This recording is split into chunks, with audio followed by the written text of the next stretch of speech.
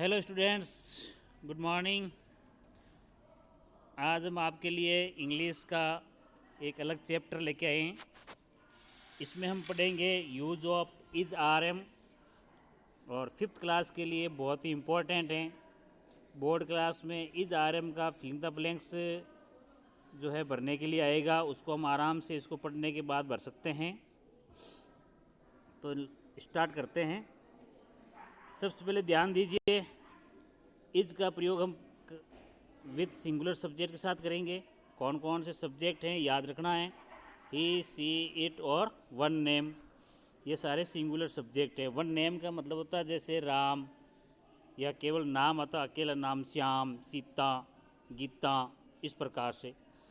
Next, are का use करते हैं विथ फ्यूरल सब्जेक्ट के साथ में, और फ्यूरल सब्जेक्ट में प्रोनाउंस कुछ याद रखने, यू, वी, दे, या फिर कोई नेम्स, टू नेम्स आते हो या टू से ज़्यादा आते हों।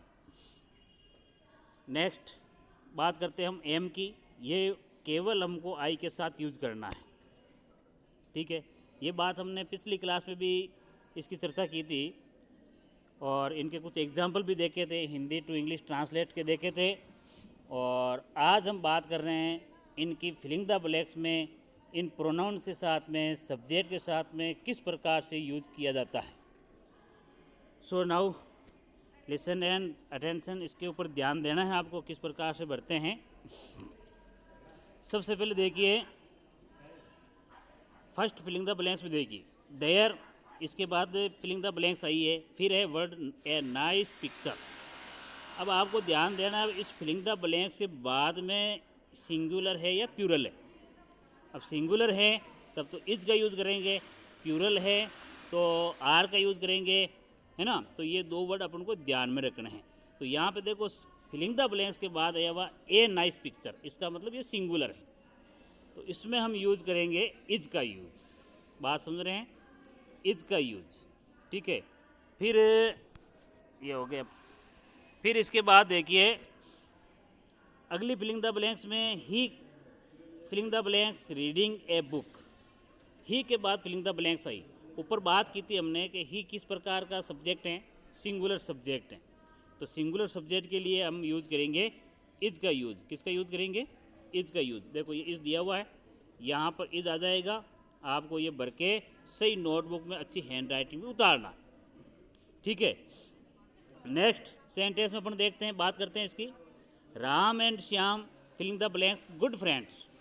तो इमेजिन कीजिए क्या आएगा इसमें, राम एंड श्याम दो प्यूरल सब्जेक्ट हैं, इसका मतलब आर का यूज़ करेंगे। अगर एक नाम होता तो इज का यूज़ करते, ठीक है।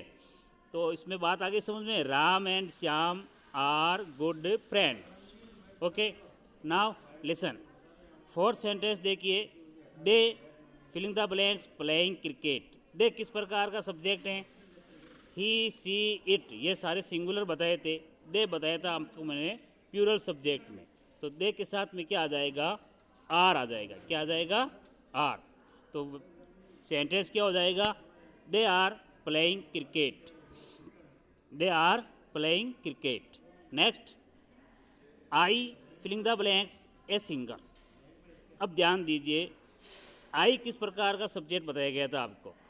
तो आई में ध्यान रखना है, सिंगुलर और प्यूरल से एक अलग ही इसके लिए हेल्पिंग वर्ब आई हुई है, और वो है एम। तो ये वर्ब अपन को ध्यान रखनी है। न तो ये इज के साथ, ये ही के साथ करते हैं, न अपन किसी प्यूरल सब्जेक्ट अर्थात दे के साथ करते हैं, केवल और केवल आई के साथ ही यूज करते हैं। तो सेंटेंस क्या हो जाएगा, I am a singer. I am a singer, ठीक है। Next, we filling the blanks neighbours. बिल्कुल छोटा सा सेंटेंस है, दो वर्ड है दिए हुए, बीच में फिलिंग द ब्लैंक्स आ गई है। तो ध्यान दीजिए, वी सब्जेक्ट किस प्रकार का है, वी सब्जेक्ट है आपके प्यूरल सब्जेक्ट। तो वी के साथ क्या यूज़ करेंगे, आर का यूज़ करेंगे। जैसा कि मैंने यहाँ पे लिख के बता दिया आपको, क्या यूज़ करेंगे, are.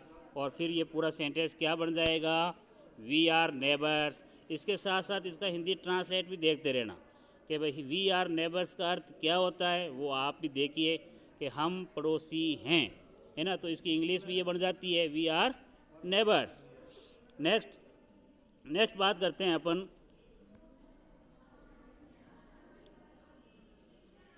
You learning English. You के बाद फिलिंग द ब्लैंक्स आई है। तो यू किस प्रकार का सब्जेक्ट बताया गया था आपको, सिंगुलर या प्यूरल? आपको बताया था प्यूरल में, तो इसको प्यूरल में लिखा गया है। तो इसके साथ भी हेल्पिंग वर्ब कौन सी यूज़ कर लोगे, आर। तो क्या हो जाएगा, यू आर लर्निंग इंग्लिश। ठीक है। Next, she filling the blanks cooking food. She किस प्रकार का सब्जेक्ट है, सिंगुलर सब्जेक्ट है। तो बिल्कुल सिंपल हो गया ना अब आपके धीरे धीरे। तो सी के साथ क्या हेल्पिंग वर्ब यूज़ कर लेंगे, इज। तो सेंटेंस क्या हो जाएगा, she is cooking food. Okay. फिर आगे चलते हैं अपन, the people filling the blanks walking in the garden. तो द पीपल के साथ द पीपल किस प्रकार का सब्जेक्ट है, सिंगुलर या प्यूरल? तो ये है प्यूरल। तो इसमें क्या आ जाएगा, आर। तो the people are walking in the garden.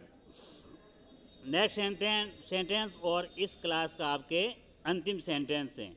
बिल्कुल अच्छी हैंड राइटिंग में, सुंदर हैंड राइटिंग में काम करना है।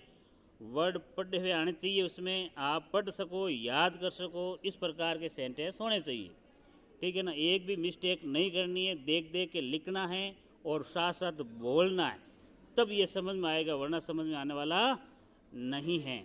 ठीक है। तो सेंटेंस लास्ट देख लेते हैं और फिर क्लास ख़त्म करते हैं अपनी। The cow filling the blanks a pet animal. तो क्या आ जाएगा, the cow a pet animal. देखो आगे ए लिखा हुआ है, तो इसका मतलब सिंगुलर को ही बता रहा है।